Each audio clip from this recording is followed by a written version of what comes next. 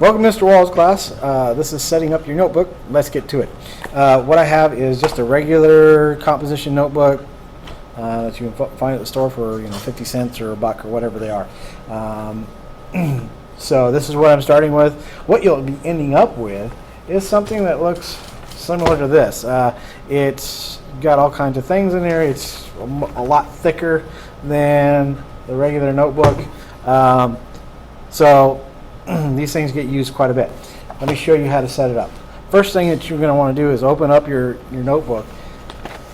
And since it's new, it's kind of hard to open. But you'll number every one of these pages. This page is number 1. So this is the one I started for this year. And you can see that, let me show you in the corner here. Got number 1.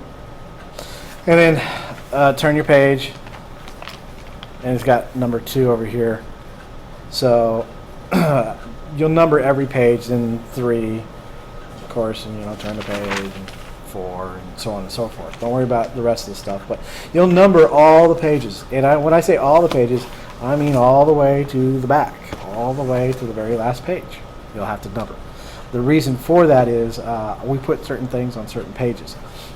So when I ask you to turn to page 49 or 12 or whatever, everybody knows where I'm talking about, and they get to that page right away. So, first step, number all the pages. Second step is come up with some cover design. The design is entirely up to you, as long as it's science themed. You can see I went to a computer, took some images that I found on the web, and put them on there. It's entirely up to you, like I said, whatever it is you would like to do, but this is what I came up with. In the corner, lower right-hand corner, is something to pay attention to. As you can see, I have student's name, teacher name, room number, school, and year.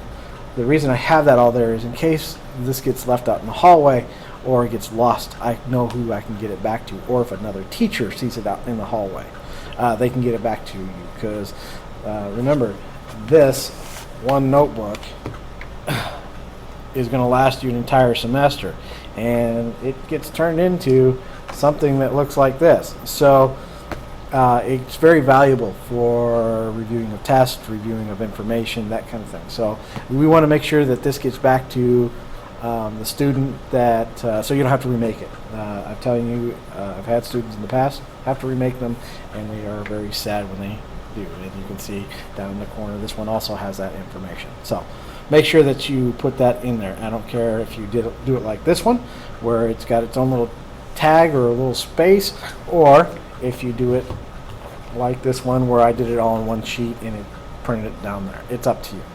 My notebook doesn't leave the class, so that's why I have it says do not remove from class. It's a little cut off, but that's where that's at. Okay. Once you have the cover made, on the inside part, you'll be gluing an envelope. And what I mean by that is just a little envelope like this. You can get these at the store if I have them in class too. It just glues on there. That way we can put things in there that you might be working on or need to store for later, or some other papers or what have you. It's a nice little storage spot. On this notebook you can see it's already there. And I've also put my science notebook paper, and that's in class, so you'll get that in class if you don't have it already. But your My Science notebook guidelines go right there on the flat, or on the front part of the envelope. The next page is called the author's page. This one is all about you, and I don't care what really you put on here, as long as it's about you and it's school appropriate. You can see I put some colleges and teams I like. On other ones I've put just a picture of me, things I like. I put family pictures on here. I've had students write poems. It's all about you, so whatever you feel comfortable putting on the author's page, go right ahead. It's a page that's designed to be about the author. The next page is our homework log, and our homework log looks like this. It's got 18 spots, and that does not mean that you're going to have 18 homework assignments. It does mean it just has 18 spots, and so if we need more, we can add to this page. What happens is when you get an assignment, you write down the assignment, when it was assigned, what it was, the date it's due. When you turn it in to me, I'll circle if it was turned in to me, yes or no, or late. The date I received it and teacher's initials. So that way I know that assignments are getting turned in to me and there's no discrepancies. If this isn't filled out, when you turn an assignment and if there's, Mr. Wall, I've turned that in. Well, this is the first place I'm going to look. And if I haven't signed off on it, then it hasn't gotten really turned in to me. So this is something for you and for me to make sure that assignments get turned in and there's no discrepancies. The next pages, and I say pages because all of them are going to be set up this way, are the table of contents. Table of contents starts on page 3 and go all the way to page 7. And I go all the way to page 7 because some of these are college rules and some of these are wide rule. And the difference is more lines per paper. So if we go all the way to page 7, it covers everybody so that we don't have some people stopping on page 5 and some people stopping on page 7. So I give you all the way to page 7. I don't care which notebook style that you have. So all the way to page 7, and there's a specific way to set up the table of contents. You can see that on the left hand side I've got all the even numbers, and on the right hand side I've got all the odd numbers. So 0, 1, 2, 3, 4, 5, 6, back and forth like that. And you do that all the way through till page 7 until you get to 200, because there's only 200 pages in the notebook.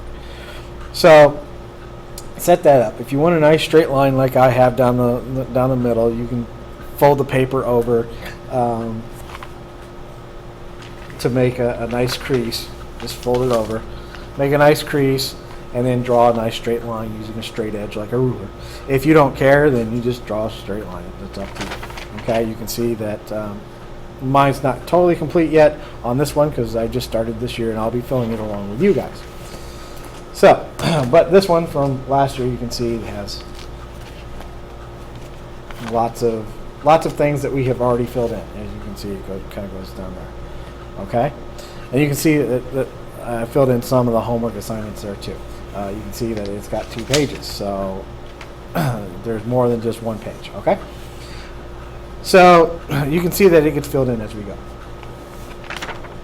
The next part about the notebook is the back, and again, you'll get this paper in class if you don't have it. You can see that this is that new notebook, so it's blank. What I put there instead,